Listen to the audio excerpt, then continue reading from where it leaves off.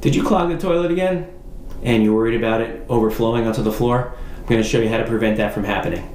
Hello everyone, today I'm going to show you how to keep a clogged toilet from overflowing when you're trying to clear the clog. And you may or may not be able to see this, but in this toilet the water level is a little high, so there's a slight clog down there. What you don't want to do is just start flushing the toilet. Not until you take the back lid off of the toilet, right? So you see the lid is missing. I removed it already, because if you flush it and it's really clogged and that water is leaving the tank and going into the toilet and starts coming up, the last thing you want is for it to overflow. To stop it from overflowing, you're going to need to do one thing.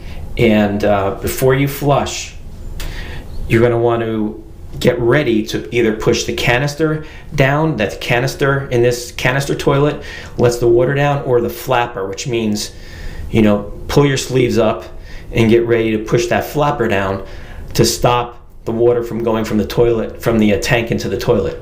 Okay, so in this situation, I'm going to flush the toilet. Well, that one, right? So it's going down.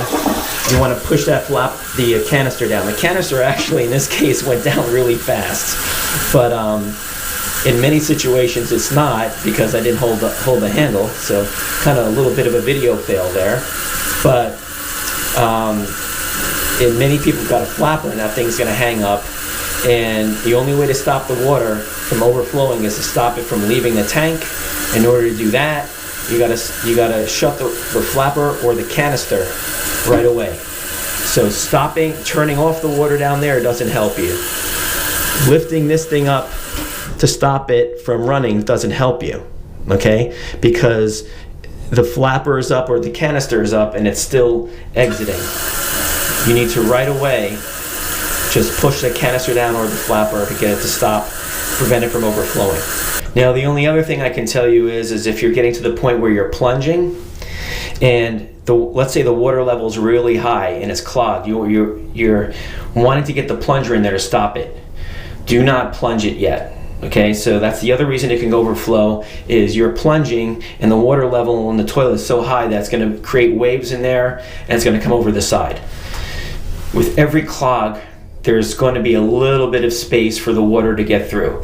So if you leave it alone, come back in 20 minutes, 15 minutes, a half an hour, and that water level is maybe at least halfway down the toilet, then start plunging. Otherwise, you could overflow the toilet just by plunging. Hopefully this tutorial was helpful for you. If you have any questions, leave them in the comments. You have a different situation, leave it in the comments. I'll definitely get back to you. I do appreciate you watching. Please hit the like button and subscribe to the channel for more. And we will see you in the next video. Thanks everyone.